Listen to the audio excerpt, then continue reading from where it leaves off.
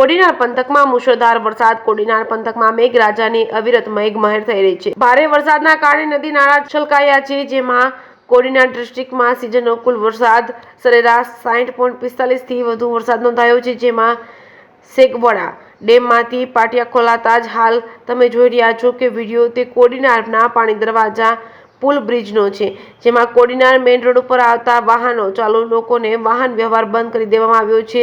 આ પુલ પર પાણી આવતા જ લોકોના ટોળા એકઠા થયા હતા. મોટી સંખ્યામાં લોકોનો નજારો જોવા મળી રહ્યો છે. હાલ આ પુલની સપાટી 2 ફૂટ જેટલી પાણી ચાલી રહ્યું છે.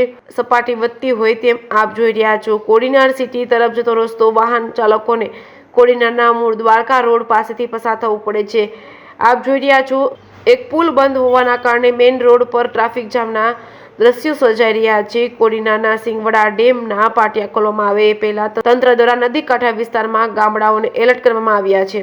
જે કેસની ગુજરાતી સાથે પ્રતાપ વાઢેર ધામડે.